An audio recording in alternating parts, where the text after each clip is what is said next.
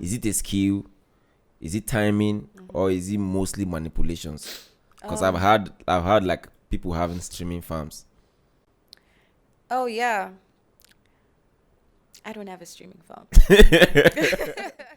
All right, guys, it's another time on IMH podcast, Inspired Mind Hub podcast. The hub where we dive into real life struggles, personal growth, and challenges shaping today's world. And on today's episode, we have a topic with us here: the business of music, how to succeed in digital streaming era. With no further ado, let's dive into this episode. Welcome to Inspired Mind Hub. And we need a drum roll for my guest here. So let me introduce myself first. I remain your host. I'm Samuel Rishi, and I'm going to be your host on IMH podcast today. And then we have an amiable and pretty guest in front of us. She has a pretty voice too, so let me not introduce her for you guys. I will let her do the introduction before we dive in. Welcome, Kim. Hi guys, how you doing? I'm Kimberly Fenty. I'm a vocalist, songwriter, and band leader. Okay. Based in Cape Town. Good. She doesn't want to give you guys all the tea. She wants us We're to gonna get right into it. so she can spill the tea. She doesn't want to tell you she's an award-winning singer, stuff like that. But we're gonna dive into it. Correct. Yeah. Correct. So today's episode, the title for today's episode is the business of music. How to succeed in the digital streaming era. So we have 6 segments with us, and then we're going to be taking them one after the other. So let's dive into the first segment. The first segment title is Personal Journey Behind the Drive into Music. Like, I believe everything has the start, like where it started from. So the first question I have on the first segment is, how did your journey in the music industry begin? Or let me put it this way. At what point did you realize you should get into music? Did it start as a play, and did you realize you were good at it, or it was a genuine passion? Interesting question, because I honestly feel like my journey into the music career was pretty much a cliche. Okay. But yeah, I grew up singing in church. Ooh. Yeah, so I had a teacher at church that realized that I could sing, but also my parents realized that I could sing.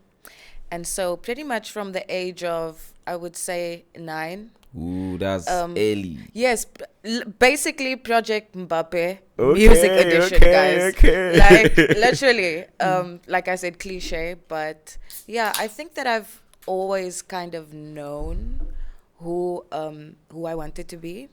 And I think that's kind of different because a lot of people kind of have to grow, kind of get into school, kind of see what they're interested in, grow through teenage years or really whatever.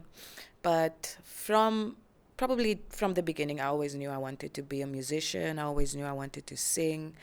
And so that's pretty much what I've focused on from a very young age. 9 is very, very early though. Yeah. I'm trying to think about what did I even get interest in when I was 9. When you were 9. I'm not sure I was interested in anything other than food then. And still playing with your friends and stuff like that. Yeah. So that's early though. So the next question here is, at what point did you realize music is not just art but also a business? Because seeing that you started at 9, I'm sure it took you like a lot of time before you realized, this thing can actually be something that earns me money. So what point was that you realized music wasn't just art but also a business? To be honest, pretty much very early on. Because because I auditioned, because I started with classical music. So I auditioned to be in the National Children's Choir. And at that point, we were traveling a lot. So when I was we were traveling Europe, we went to China. So I always saw the business of music from a very young age. We were doing concerts at cathedrals and things like that. So I always knew the potential for the music of business is big. Yeah. From a very young age. Yeah, from a very young age. I think for some artists though, it took them quite some time. Some of them got into it like an hobby, or some of them got into it because they feel like they could do it, and then they later on realize, oh shit, I can actually do this for real and earn money with it. Okay, that's cool. Yeah. So the follow-up question for you is, what's the hardest lesson you've learned early on the industry? Ooh, This is good. I think because anything art related is passion related. Okay. So for me personally, it was that you are really only as good as you practice. As strong as your art form is. So practicing, getting better at what I do was always priority. Since the beginning. Okay. Yeah. The last question on the first segment, I think we're chopping it. Are we? Oh goodness. What did you see in the music industry that looked promising to you in the beginning? I'm sure this question will definitely make you pause. What did you see in the music industry that looked promising in the beginning that later turned out to be an illusion? I can also rephrase it this way. What belief about success in music had to die for you to grow? Oh, that's a good one. I think that, especially the way that the music industry worked back when we were younger, and the way that things work in a space like 2026 is very different. Very, very different. Very different. So for me personally, I think that I always thought that I wanted to be a part of like a big record label. Okay. And I think that belief for me died. Like the need for having a middleman, especially in today's streaming age. Yeah. And I think that my worth according to what a record label would, say, had to die entirely. Because I think that authenticity authenticity is a lot more important Yeah. than like a type of image, Yeah, you're trying to like a present. type of industry image that Okay. people might try to build when you go through, having a record label and like a third party in that Yeah. way. Okay. I think for a lot of people, for now, they still think, even in this digital streaming era, they still think record label is the key to becoming who It you want to cannot be be in the key music. anymore. Nah. It used to be the key. Yeah. It used to be the key. But the world we live in now, your authenticity and your power as an artist can be driven by, your social media, your own personal brand. Your own personal brand could very well trump the need for you to go into a contract with a record label. Yeah. Have you ever been in any record label during your music career? I've had at least 3 offers. Oh, Yeah, okay. of which I pretty much rejected all of them. And how long was that? Probably the first one was long ago when I was 19. This could have been Wow. like 8 years ago. This could have been like 8 years ago or something. Ooh, let me not spill the tea on my age. It's not polite for a lady. But yeah, quite some time ago. And then also recently, about 2 years, last year. Yeah, and I really wanted to enter into that partnership because it wasn't going to be a traditional musician and company agreement. It was going to be a partnership. And in the end, once again, I had to kind of reject it because in the greater scheme, it was not going to portray me as the artist that I authentically am. Yeah. And I think that's more important in Yeah, today's the age. image is People more want important. authenticity, authentic art, Yeah. authentic experiences, authentic music, People don't really want, and artists don't want to listen to, you should do things this way, you should do things that way. That is a very short-minded, Feel like your creativity Outdated. is being restricted. Yes, it's very outdated. So I think that in a space like 2026, we have a lot of more pros in Okay. building a personal brand as an artist, as a musician. I think building a personal brand really should be the first approach, Yeah. I think we have that Yeah. here. We're gonna dive Oh, into we're it. going there. Yeah, Yes, we're yes, going yes. there. Yeah. So, let's go into the second segment quickly. So the title for the second segment is Mental Health, Pressure and Longevity. Cause I feel like any creative space, like people do go through a lot in those creative space, like music, movie, and the rest. So the first question I have here is, where do you draw inspiration from when creating / making music? Because I can say, to the best of my knowledge, some people need to smoke to drop great lines. Others need a traumatic event or happy experiences like pain. Like everyone has a source of strength to their art. Like what's yours? Yeah. Honestly, I have a couple of different approaches, Okay. but I pretty much draw from the people and the experiences around me. So because I work with so many different musicians, I draw a lot of inspiration from those people. The things I write about, the things that I've been through. Love to write a good love song. I love to We're write shooting one video soon. We're shooting a video. I like that song. That yeah, song. so we're shooting a video. So it's really just my personal experience and life as it is for me. Okay. Because I feel like, especially when you go into the department of trap music, R&B, if those artists tell you, some of them, the source of their inspiration, you would not want to have it. Like, you know what I'm saying? So the second question here is, what kind of mental health pressure comes with trying to make it in music today? And how do you deal with that? I think a lot of it has to do with, well, personally, this is personally me speaking, like the battle of, like, the battle of maybe, I wouldn't want to say self-worth. Okay. You know, I really understand myself as a musician. I understand myself as an artist now. And I feel like this is the most authentic that I've ever been in my artistry. So I feel very confident in that. Okay. But I think that one of the things that I've had to really look at is like how I perceive my self-worth As a person? as an artist, not even as a person, as an through the artist. public eye, you Okay, know, and okay. having to kind of let that die entirely Okay. to really be Grow. myself and then bring the art forward Okay. in the most authentic way that I can. Yeah. Yeah, for real, those, like, not some though, like a lot of artists do go through mental, like, Oh, pressure of course.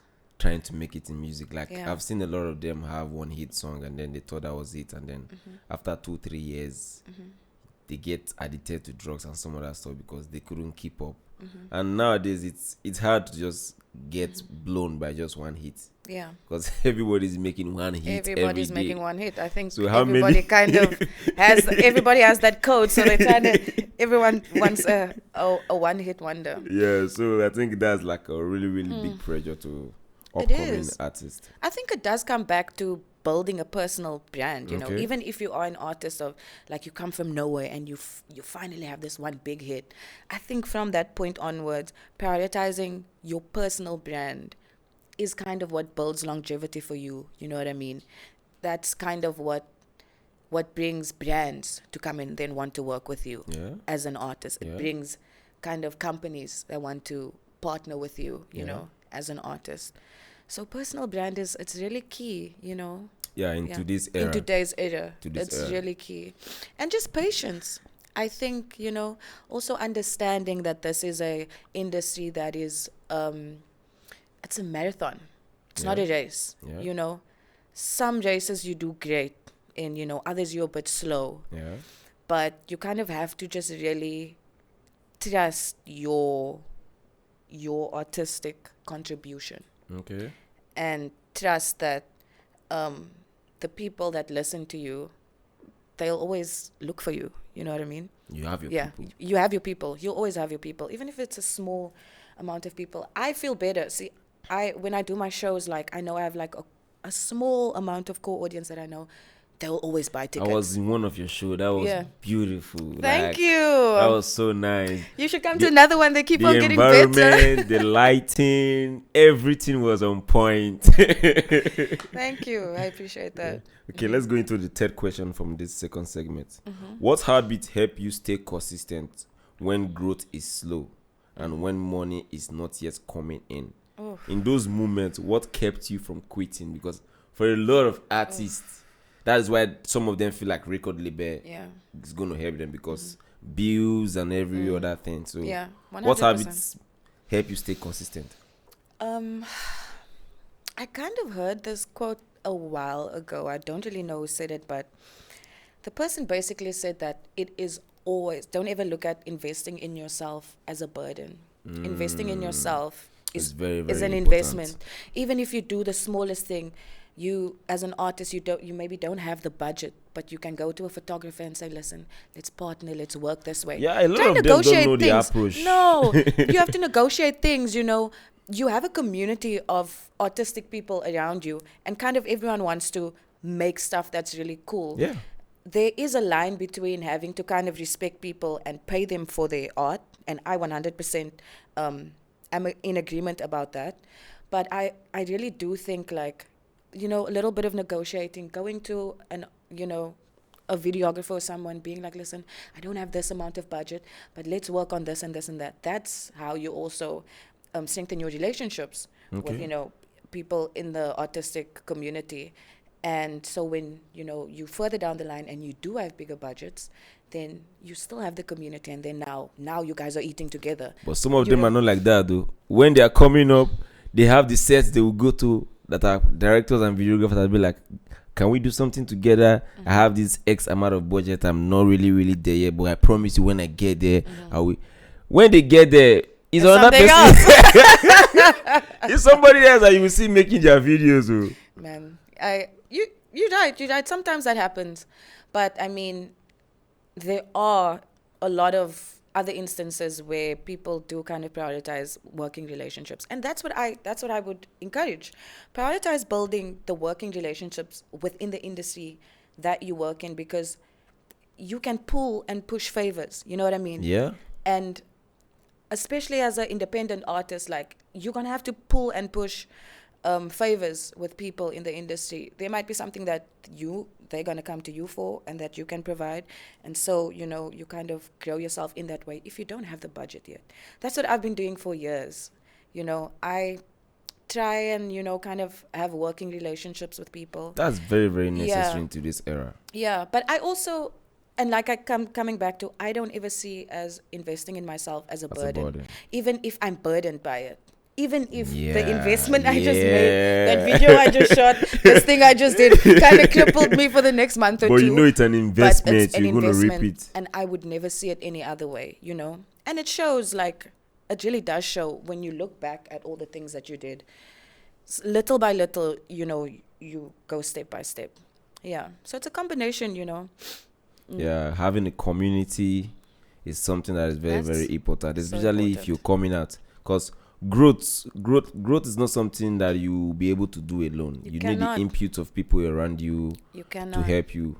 So having a community and then maintaining work relationship Yes. is very, very, It's very, very key. important. It's key. So the last question for this segment is this: did you ever have to choose between your artistic identity and self-image? And is there a part of your personal life you had to sacrifice? The first question. Did you Yes, ever have to yes, choose your yes, artistic identity? And, Yes. Okay. Yes. And I did choose my artistic identity Over your over self-image. public self-image. Okay. Yeah. Public self-image. Yeah, Okay. because I just think that authenticity in the longest run, I mean, I don't do music for the glory of it. You know what I Okay. mean? It's not why I do what I do. It's really a part of who I am, you know. Yeah. It's a big passion that is now a full-time job, you know. So I can't do things for the clout and the glory. It's just not how my brain works, you know. I have to think longevity. I have to think of who I want to portray myself to be. And that's why I had to kind of tear up some contracts and things like that. Might have hurt at the time, but I feel I'm you. still standing, Yeah. still growing. As long as it's for the better. Yeah, for sure. Is there a part of your personal life you had to sacrifice, like a specific part? Let's say, yeah, just give an example of like a specific part of your life you had to sacrifice to grow in your artistic life. Yeah. I've actually had such a privileged experience when it comes to my upbringing in music. I would say that I was freakishly interested in music, so I wasn't really like the type of teenager or kid to go to parties and do stuff like that. I really like I was in high school band, we were gigging on the weekends Okay. or, going to Grahamstown Jazz Festival. I was into a lot of extra programs, a lot of extra community bands, big bands. So I was fully immersed, even like if I was not at school, I was probably doing something music related on the weekend. Um, so I wouldn't say that I was sacrificed I think anything. I music think has that's just been what your I whole chose. life. Yeah, I think that's just what I chose to do. I still had a good, great childhood, and I guess a somewhat normal school experience. So yeah, I've been very privileged. I don't think that there was ever a time where I had to make like a decision Yeah, that I feel you was. do, especially for someone like you that got into music from the age of 9. So music have been part of your personal life and your personality from a very young age. So there was no like imbalance of I want to play with my friends instead of going to the And going musical to the concert, yeah, or I want to go that partying with friends instead of going to jazz festival. yeah, I So wasn't gonna. there was no striking for balance. It was just in one place. Yeah, I feel you. I feel yeah. you. Yeah, this is going good. So let's go into the business part of it now. Branding. So we're going into the segment 3. Branding, marketing, and audience growth. I feel like a lot of artists and upcoming artists, they need to learn a lot from this segment. So the first question is, how important is personal branding for artists today compared to talent alone? How important is personal branding for artists today? Because I see for Yeah. you, if someone sees you, they know your personality and your music is like it. How do you call it? They intertwine. Yeah, thank you. So like they go together. They see you like she's calm, and then they listen to your song. Oh, it makes sense why she's calm. So how important is personal branding for artists today compared to talent alone? I think that talent is just like, you know, the product. Yeah. That's the thing, Okay. And personal branding is kind of like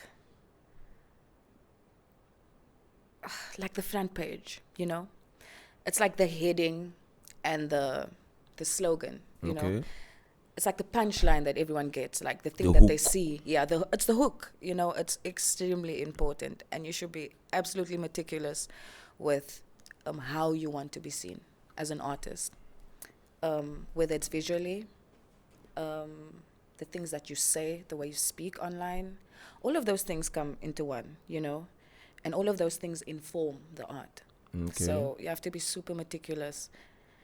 I think personal brand is like, we live in such a consumerist world, Yeah. Everyone wants to consume something. They want something to look at. People listen with their eyes, Yeah. They want to see what they're hearing. Yeah. So I you guess that's better, where what they're seeing better make that's where audio sense. podcast doesn't say that much compared to video, because some people feel like I want to see the person saying that Yes. thing. Yes, exactly. So people listen with their eyes. It's like a 50-50 thing. You have to kind of align your image with the sound or whatever it is that you're trying to, the product that you're trying to sell. So is there like a balance between personal branding and talent? Yes. Like- You kind of need a combination of both. Okay. If you have a hell of a lot of talent, it would be great if you had great, marketing and personal branding, because then everything else is just so much more vibrant, and apparent. But I feel like a lot of artists now, some of them pay more attention to personal branding, knowing fully where they have no work on the talent. Yeah. How do you feel about that? Like I said, we live in a world where it's like everything is very much like image based. So sometimes people prioritize what things could look like, Okay. and not the quality that Yeah, much. yeah. That can happen. Yeah, that's true. That can happen. You should only hope that that's not really the point for you as an artist, But it does happen. Yeah.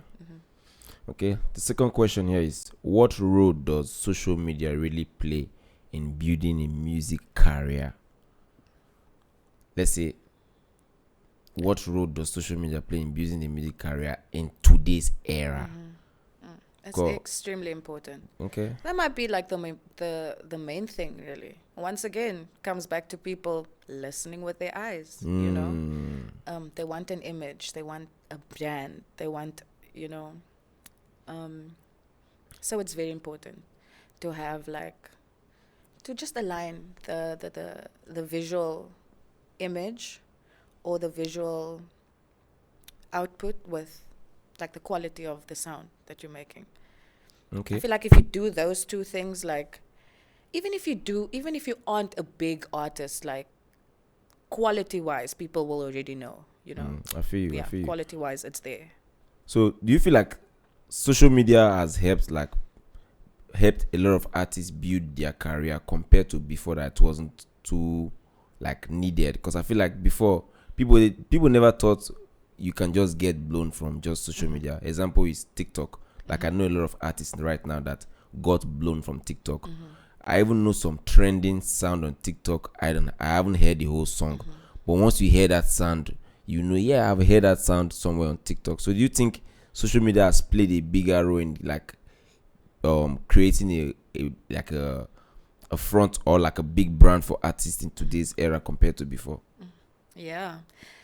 It's so funny. TikTok honestly is like On paid record level. like yeah, you could be. It could literally be like that.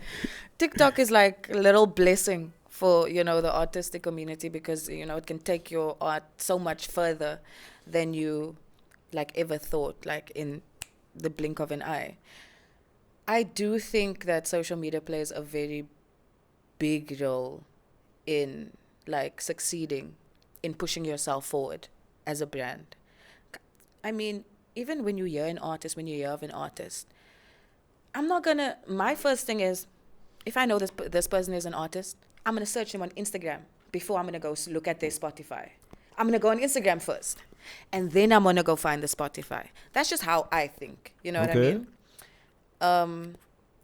So to get the visual first, you know? Yeah, to see how this person is. Yeah. So, and I think it's done that for a lot of artists. Social media has done incredible amount for independent artists to the point where people choose to be independent artists. I choose to be an independent artist. And I think before now, sorry to cut you, but I think before now, choosing to be an independent artist without social media was very, very hard. It was a fucking headache. It was a headache. Now it's like, it's inspirational, you know. A lot of the time when you sign to a record label, you have to give away a lot of your power. You have to give away a lot of the authority of how you want to be perceived, what you want to put forward, you know, because there's politics involved, there's budgets and all of these things involved in a space like that. But now people kind of have the power to steer their own careers entirely. And the budget issue does come up, though. I would say like it is a lot harder being an independent artist and kind of fluently making art and the quality of art that we would like to make. Yeah, it depends. But I would strongly advise pressing on building relationships with people around you. And having a community. Okay. The third question here is, how do artists / you turn listeners into loyal fans who buy tickets and support long term? Because I feel like I'm your fan too. I like your music. So how do artists like you turn listeners into loyal fans who buy tickets and support long term? Because it's crazy. There are artists that will put tickets for 200, 500 USD. The stadium is still full. It's full. People use their whole salary. Yeah. Their working check to go buy tickets. That's the power of music. That's the power of art. So how do you guys do it? I want to hear. I can give you my example. Like I play a lot of live shows in Cape Town at like the live venues, the venues that host live bands, and I kind of have had to work by trial and error. Some of my shows in the beginning were 30% capacity, 20% capacity, you know. And I feel like over time, I've really had to kind of meticulously learn how to get people into which type of venues. And, you know, it also kind of depends on where you perform, Yeah. you know. And once again, social media helps. I feel like doing little video clips of rehearsals kind of gives people an interest. Oh, what are they going to be playing this weekend, you know? So they have an interest. There's kind of a curiosity. Yeah. And in that way, you know, people buy tickets. They come and see. You know, it's like putting an advertisement in my storefront, like on my Instagram page. You know, there's clips of, you know, performance clips and things like that. That type of stuff people can always kind of refer to and be like, oh, well, this looks cool. I want to go see the next show. And if they can't come to that show, then they can kind of come to the next one. Okay. So, and over time I've built, I mean, my shows are they're pretty full now. Yeah. Yeah. I've been to one, so I can say yes. Yeah. Yeah. So let's say, other than shows, like buying tickets and shows, how do you turn, let's say, online listeners to loyal fans? Like, someone plays your song and be like, oh, let me go and check out other songs. Like, is there like a factor, or is there something specific you guys do to us that are listening to your music to become fans? I think getting the songs into playlisting Okay. is a great way to get the unknown audience, like people that have never listened to your stuff. Okay. You know, there's a multitude of different playlists on Spotify or Apple, and getting into those playlists, you know, that are regularly played, by mass played, is a good way to kind of gain a new audience. Okay. Yeah, playlisting is a great way, I think, which is just one of the ways, honestly. Because me, I feel like I even try to make up my playlist with different songs in it, so that, like, once I'm playing it, it's just going fluent, and I feel like I already have control of what I have there on the playlist, so I can relate to that. So the last question on this third segment is, to be successful in today's era in the music. To be successful in today's era in the music is more important, or marketing is actually be it all? Is marketing the overall everything to be successful in today's music? Marketing is extremely important, but I think there has to be a balance. Okay. Marketing might be more important because, I mean, if you want to make music, you have to kind of push your stuff out there. Or if you want to make money, you know, we can all make music till our ears fall off for the love and the passion of it. Yeah. But once we start choosing to make this a job, marketing becomes just a thing that's a part of your job. Okay. I'm a marketer now. I mean, you know what I mean? I Yeah. do marketing. I really do. My show is I calling. do marketing. Like, so yeah, extremely important, I would say. Okay. That's cool. So what kind of marketing strategies, this is the last question on this third segment. What kind of marketing strategies actually work for artists right now? TikTok is a great tool. We were just there. I think TikTok is great because, yeah, it can push your music out globally, you know, Yes. at the speed of light. Even sometimes going through a channel like a record label, that's the only other way you can push your music out globally, through, you know. So to have that tool for free, you know, I think a lot of artists now maximize TikTok. Yeah. You They know, use the opportunity very well now. And they're doing well. Like, you know, I've seen artists, just normal musicians, they have a much bigger following on TikTok than they would on Instagram. Yeah. You know, but it's because they have performance clips and, you know, all these things on TikTok. Even Charlie Poppy blew on TikTok. Yeah. You see? Like, so TikTok is kind of like a nice little cheat code. Okay. Nice little cheat So code. you would say TikTok is the best marketing strategies for artists right now that works, or is there any other It's one? one of the best, I would say. One of the best. Yeah, it's one of the Okay. best, I would say. Definitely. Okay. Yeah. You can be a nobody and be fucking all over the place overnight. Yeah? Yeah. If you put out the right How content miraculous is that? That's crazy. and, like, for real though, unpaid record label, that's what we call TikTok. So let's go into the Yeah. fourth segment. The title for this fourth segment is The Digital Streaming Era Explained. Because I feel like a lot of artists, they still don't understand how times are now compared to how they were. especially in this digital streaming era. So first question is it possible to succeed without a record label today? It is 100% possible to succeed without a record label today. Mind you, within the music industry, there's many ways to make money as an artist.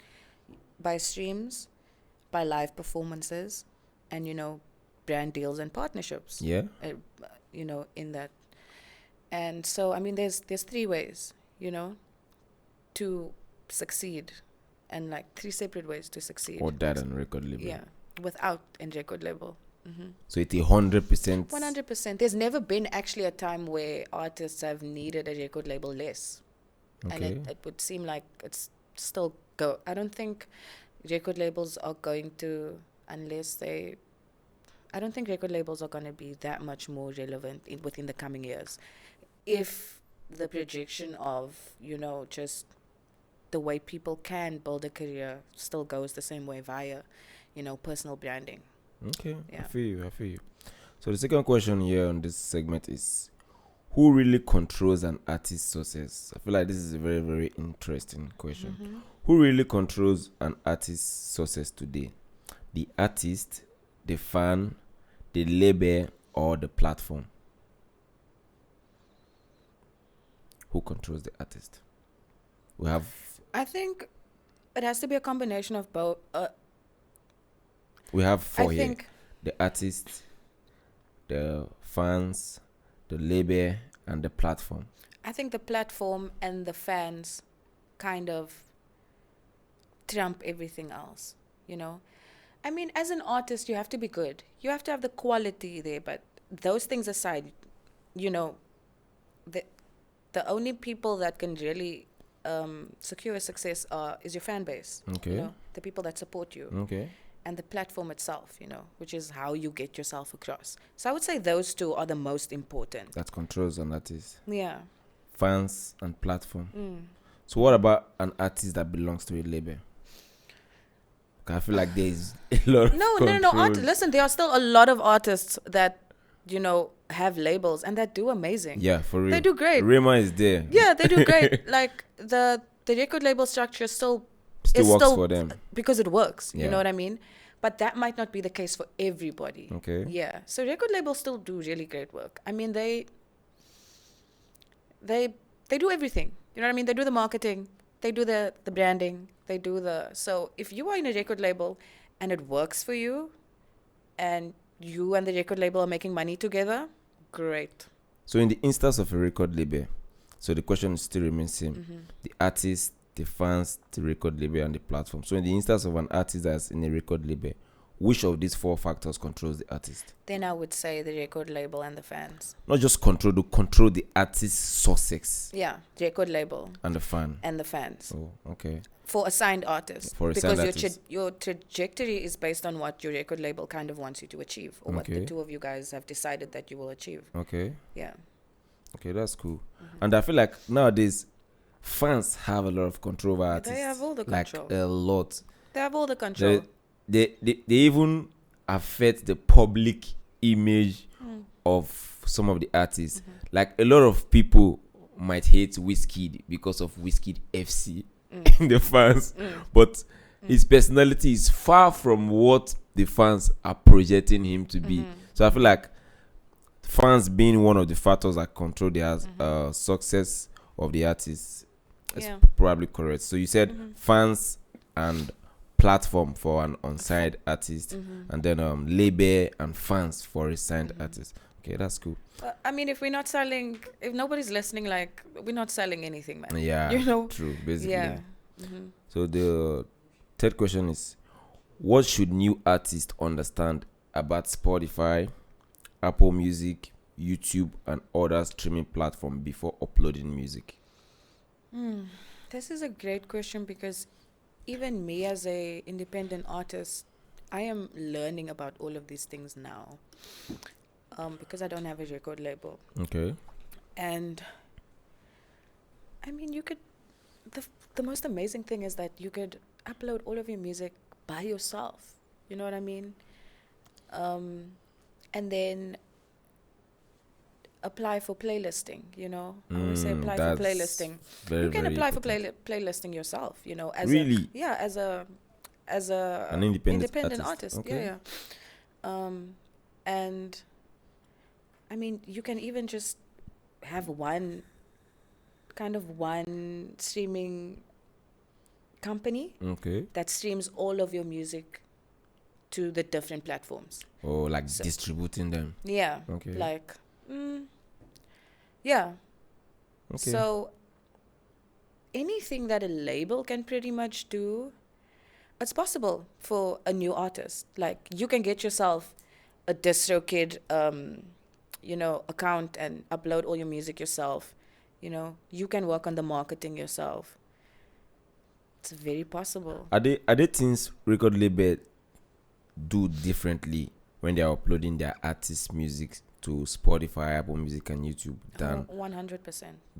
independent? 100%. So Record labels have relationships with the streaming platforms. You understand? Ooh, okay. So they bypass you know what I mean?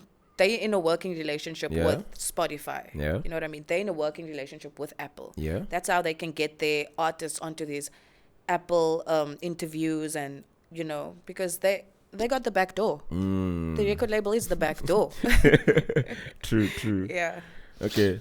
The fourth question here is virality is key, timing, or mostly manipulation? Can you say that again? Is virality, like being viral, is it a skill, is it timing, or is it mostly manipulations? Because I've heard like people having streaming farms. Oh yeah. I don't have a streaming farm. So how is virality for you? Is it like a skill? Is it something you time, maybe like for Christmas?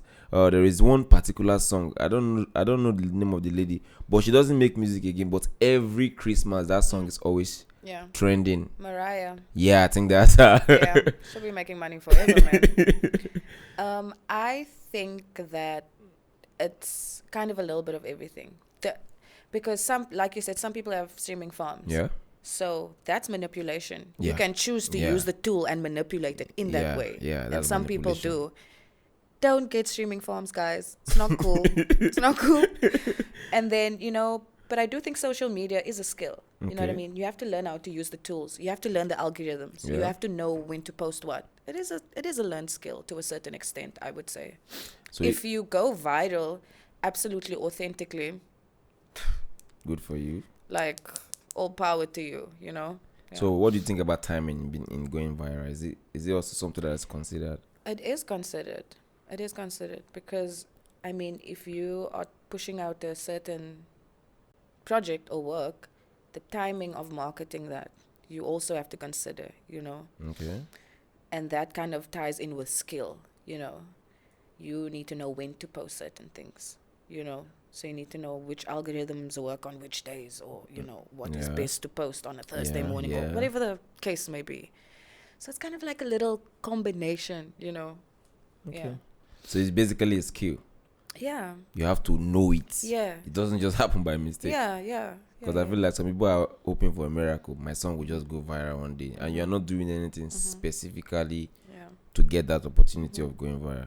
I feel you. So the last question on this first segment is: do streaming numbers create real power, or just a visible illusion of success? Good question. You see, you have to have an immense amount of streams to get decent money. Like 1 million, 2 million. Yeah. I mean, we still trying to find out why that is as artists.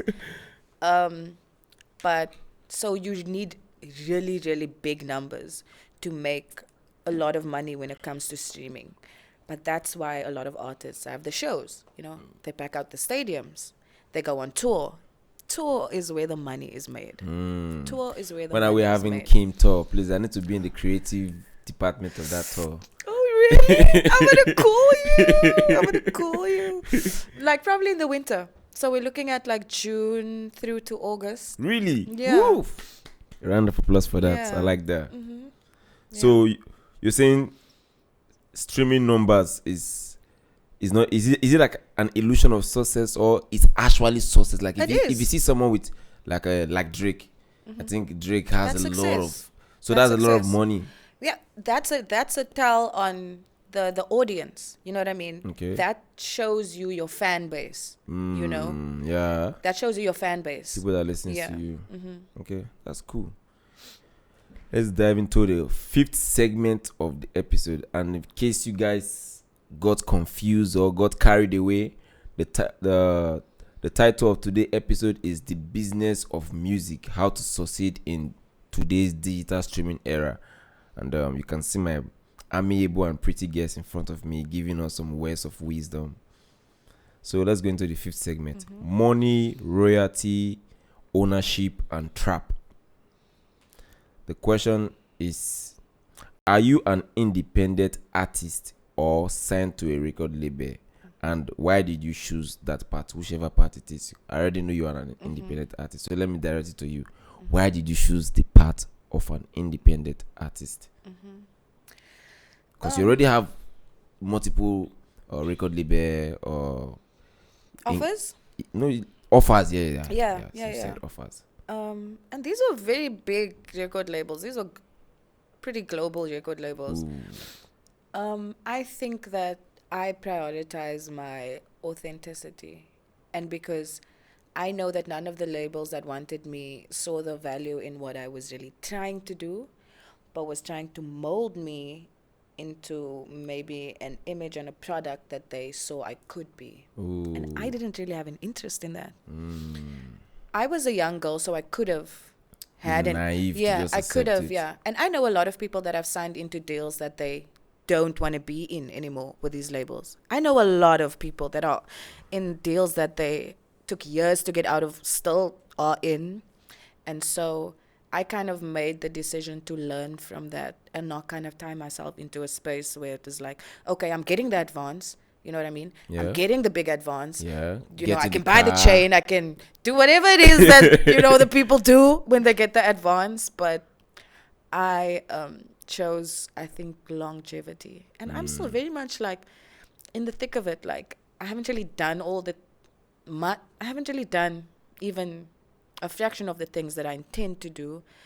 And it will take me longer, but I 100% know that I made the right choice. And you're owning your own process. Yeah. 100%. That's cool. Have you ever had to release music you didn't believe was your best work, and why? Yes. I have that problem. I, for some reason, always just don't think it's the best work, but I have to let it go at some point. I think that's something. I'm a Virgo, and so I'm see. just like, everything needs to be perfect, but there is no perfection in art. So it's like, I get to the point where I'm like, man, I just have to let it go. And usually, like, it's a done project by that point. But, you know, I like to nitpick a bit. That's like, and I'm trying to not do that anymore. Yeah, it's not I'm just too trying good. to let it be. Yeah. For me, like, I feel like once I'm done editing a project for like a client, and then I watch the project, it takes me like probably like 10 to 5 rewatch to be like, am I satisfied? Yeah. I get that. I get that. And the funniest part is, the first time I watch, like, let's say I just exported the work now, and I want to deliver, so I have to watch. The very first time I watched, I will have to see something I need to correct. Second time, same thing. Third time, maybe after the 5th time, nothing to correct. But I'm still going to ask myself, Are you sure? Yeah, I get that. So I feel like you said, there is no perfection in creativity. It's just owning the process and just putting it out there. To let it be when it's at the end, man. The best you could do is do better than what you've done. Yeah, and next time you try. You try next time, And next time again, you try again next time. I feel you. Yeah. Let's go forward. The third question here is, okay, the question goes this way. Who actually profits most from an artist's success? The artist or the structure around them? The structure around them. If they are in a record label. We are whispering now. I had to be clear. I had to lean into the mic so you guys could hear that. Definitely. The a lot of, structure around them. especially people that belong to, well, not always, but mostly people that belong to record labels, because they might not own their masters, so they Okay. don't own the rights to their own music. Okay. They only get, a section of the royalties, and most of the royalties goes to the company. Okay. All of these things, obviously, for many, many years, artists and musicians have been trying to kind of change, but that's just what the industry has been. So, yeah, I The would structure. definitely say. Okay. Is there a part of digital music system that quietly exploit artists the most? The digital platform? Yeah, is there a part of the digital music system that quietly exploit Yeah, artists? not even 'Cause I've heard, quietly, like, loudly. a lot of people haven't received royalties Yes, from, like, different loudly, platforms. and also just the royalty percentage split. Ooh, It's give me an so example. egregious and disgusting that it's almost impossible for just, a regular artist to make a living off royalties. It's actually not possible. Crazy. It's not possible. That's why we do the shows. We do the tours and all these other things, Even the big artists with the multiple streams. Drake still has to go on tour. Yeah. Mind you, he has millions of streams. Yeah.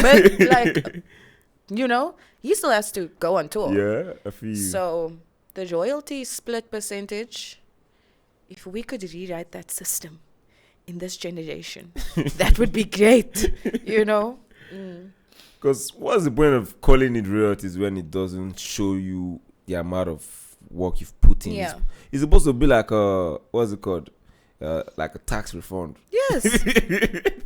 Like, Like, all the work you've put in, this is it for you. Like, go enjoy. Mm-hmm. But I feel you do. So let's go to the third question here is, how important is ownership of masters? Because you just spoke about masters now. Yeah. How important is ownership of masters and publishing in today's era? A lot of artists are waking up now and realizing that you have to own your masters. And it's really difficult to do that when you are owned by a record label, because they own the music. You know what I mean? They gave you the resources to record the music. It's their music.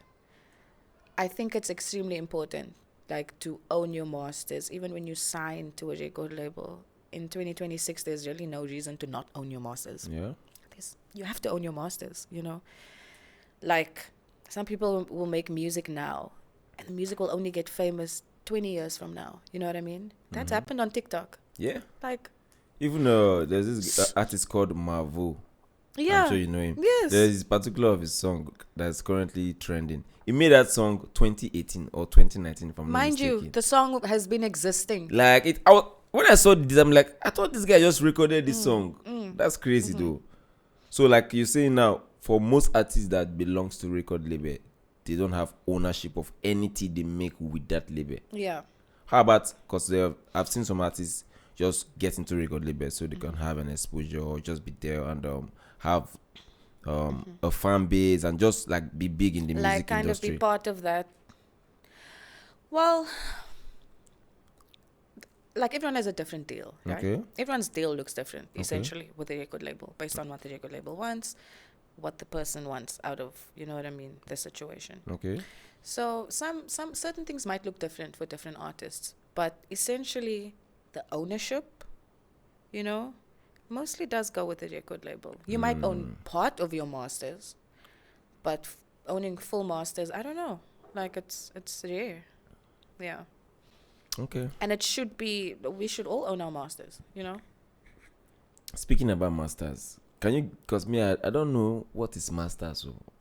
It's like the right. It's the right to. It's like the royalty right to your creative project. Okay. It's you owning that project. Ooh, you saying okay. that I am the creative mind that created this piece of work.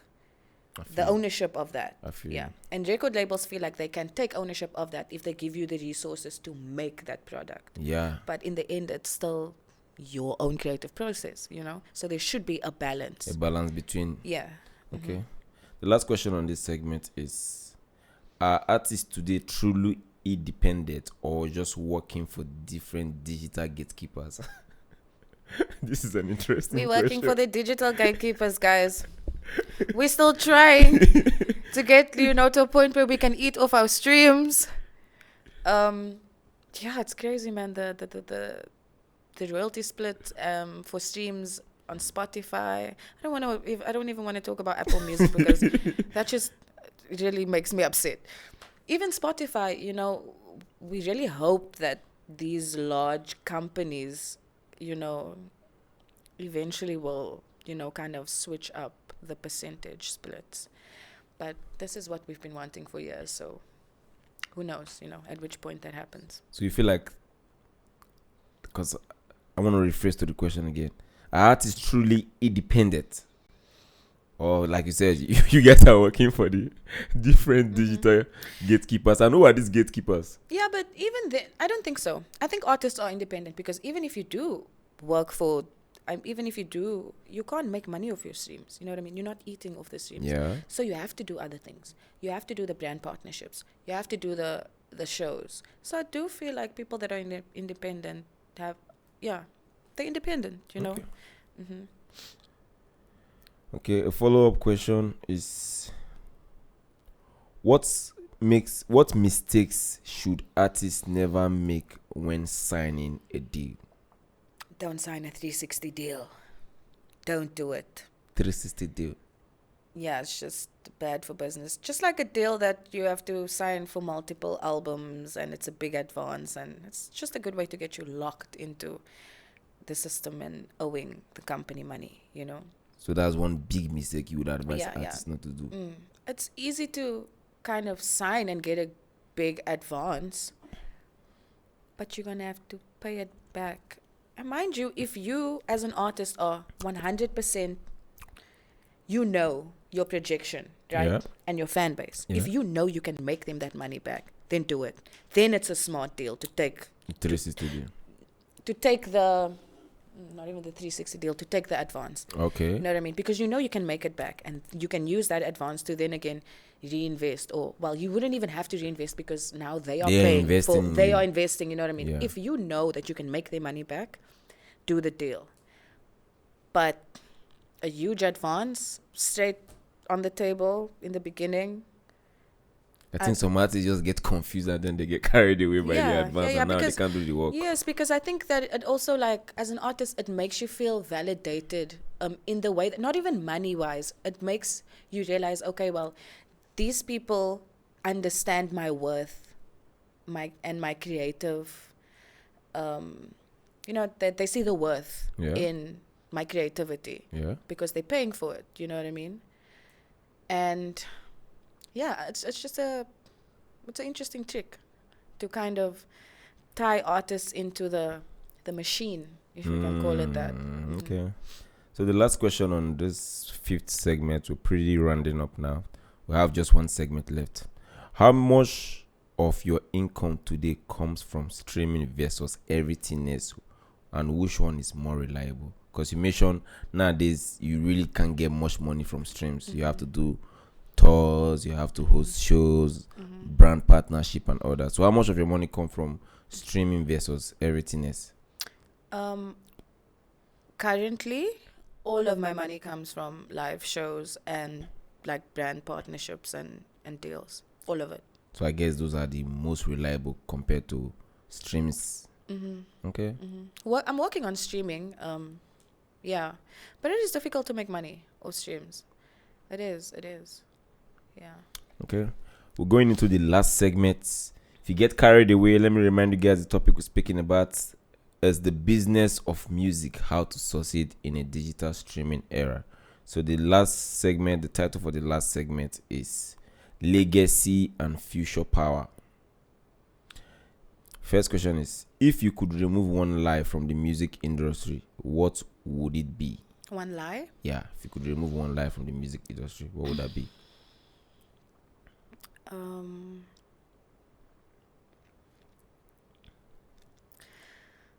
I don't know, eh?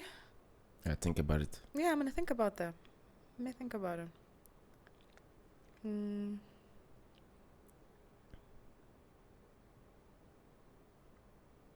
Probably that... You can make it without the record label. That should be a lie. Oh, but I feel like people now know this. Now know It's that. been proven. It's a fact. Yeah. You know, there are a lot of global stars that don't have record labels. This guy recently just won a Grammy. He's the first artist that's ever won a Grammy, and he's independent. Wow. Independent. Like, you know, the floor is open. Anything is possible at Right this now. point. Yeah. So what's a lie you would remove? Oh, I would say that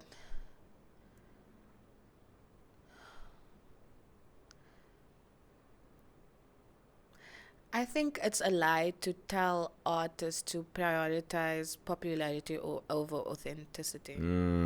It's the biggest lie. It's the biggest lie. That's a good one. That's a good one. Let's go into the next question. What does winning or success in music actually mean to you now? For me right now is just being able to make a living, Okay. being a musician and an artist, Okay. because I've in the past so much had to invest at a loss. Now I'm at a point where I get paid for the work that I do, and I think it's pretty respectable. Yeah. It's one of the ways that I measure my artistic credibility. Okay. So that to me is success right now, to be able to work with a team of people, a whole band of people, and everybody's eating when we Okay. perform. That's success. That's might change for me, but that's where it lies for me right now. So how was success to you before? Because we're speaking at what you just spoke about now is now. So how was success, or what does success to you mean before in music? Before now? Because for a lot of people getting into music at first, one of them is hoping they get famous. Yeah, for me it was visibility. Yeah, Okay. yeah, for me it was visibility. But now it's probably like a full-time. Yeah, authenticity and just doing really meaningful, great work within the community of artists and musicians that I work with. That for me is super important. I feel that. A follow-up question. If streaming platforms vanished tomorrow, what would still be left of your career? I would be okay. Come watch my live show. Come watch my live shows. True. I have one at least once a week. Like I'm okay, guys. Come see me at the night show. At the night show, and we'll be good. Yeah, I think there's an advantage for someone like you that does live shows, because I feel like there are a lot of artists, their success is fully based on their streams right now. They don't have much of a presence out there, like live shows or even like normal shows like you get featured on as an artist. So if streaming platform vanish tomorrow, a lot of artists are vanishing. They're gone. But I guess Kim is not one of them. No, We're man. going to our show this We week. are outside this weekend. So the last question, or pretty rounding up now, is: do you believe AI will ever replace human musicians or only change how music is made? I don't think the AI question is They are tricky. doing- they It's are a doing tricky good. one because it's Have you seen? I've seen I've, songs. I've been listening to some of these AI songs, right? Like really meticulously listening to some of these AI songs, and they're good. Like for real, like They're you can't good. tell. They're very clinical, well written, very well automated songs. Crazy. Like, very well automated. I think that I can hear the difference because I work with live musicians you're so not- much and live voices so much Obviously, that I I'm can not hear an the difference. artist. But a lot of people literally can't hear the difference. Yeah, I of just whether said it's that. AI, you know? And so I think that AI will greatly influence the way music is made Okay. in the digital space. Okay. Do I think that it will Replace humans. replace you? No, because live shows are still supposed, you know? Where is best? We want to go to concerts. Where is the We AI want to gonna go be to on the stage? tour. You know what I mean? Like, we're not going to be watching the AI on stage, you know? So I think that, yeah, musicians can't die. Artists can't die. I think that things will, the landscape of artistry will change a lot, but we're still there, you know. Okay, is there any visible change you've noticed that AI has like improved or like removed in this digital music era?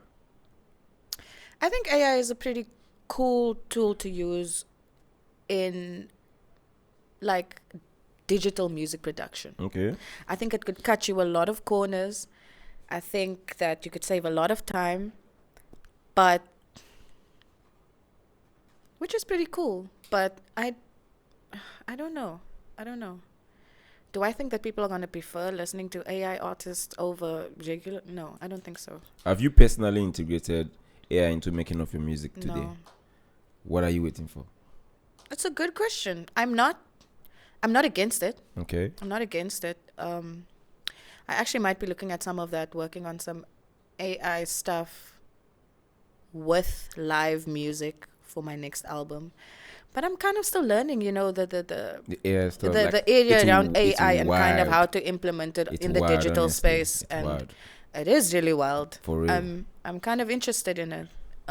But I don't think that AI could ever overrun or replace authentic artists. I don't think so. I think that there's a great fear for it. But I also feel like the more digital the world becomes now, the more people kind of ache for authentic experiences. For real. They really do. Because it's even it's more clear now that you can notice when somebody is authentic with what they are doing compared to when everything was just crowded. Like you can tell this person is being real or not now. And people prefer that. They align with that more, you know.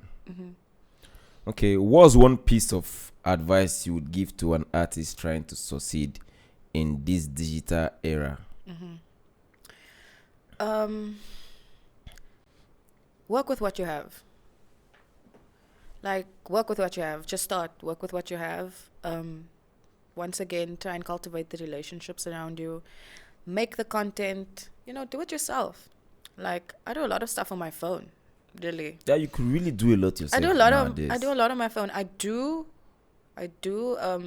invest in like really good visual stuff here and there when I can. But I don't let it stop me when I can't, you know what I mean, invest in a big you have project. to work with what you have. I'm like I'll go and find something somewhere, you know, me and you You can have to talk. make And it work, we're gonna real. make it work somehow. You need to have the will to make it work. Your will needs to be there. Like, also relinquish the need to, you're gonna get embarrassed. You're gonna have to ask people for things. You're gonna have to also open yourself up to different, you know, to help other people, to different connections, different workspaces, but always like investing in your image, your brand, your personal brand. There are easier ways to do it as an independent artist.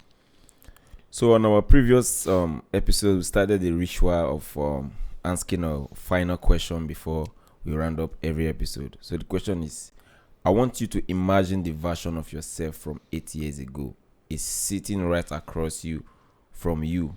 What is the hardest question you would ask that version of yourself, and how would you answer it today? So you're asking a version of yourself that is 8 years ago a question, and your person of today is answering that question. Okay. I think that if I was 8 years younger looking at an older version of me, I would ask myself, are you happy? Just like in the holistic scheme. And if I were to look at myself as a young girl and answer that, I would probably say that every single hard road or stepping stone or detour that I kind of had to make in this 8 years to get here has 100% been worth it. As even the doubts that I had back then as a much younger woman, is this going to work out? Should I have had a plan B? All of these questions now has been answered. And I am happy. And I did make the right choice. I like that. And I did win by blindly betting on myself, even though it didn't make sense for a lot of people and a lot of reasons at the time. So I was right. And I am happy. I like that. I like that. So this is the wrap of today's episode. So it's been a wonderful one. Our guest came here has given us a very, very good insight on today's digital streaming era, and we're gonna be rounding up quickly. So for all of you all that have stayed to the ending of this episode, I want to say thank you for sticking with Inspire Mind Hub podcast. And I'm sure some of you will be watching this from a guest account. Please try to get an account and subscribe. It doesn't take up to how many minutes to subscribe. Just click the subscribe button, turn off your post notification. We have a lot of exciting episode coming on soon. And remember our motto, mindful talk for the modern world. So please subscribe to our YouTube, Spotify, Instagram, and on Apple Podcasts also. It's Inspired Mind Hub Podcast. On Instagram, IMH Podcast Studio. Same thing as on TikTok. So this is going to be a wrap for this episode. Thank you for honoring our invitation. This was a wonderful episode, and we hope to have you again. And then stay inspired, guys, and please tell someone about IMH Podcast. Subscribe, like, and share. This is going to be a sign out. Peace.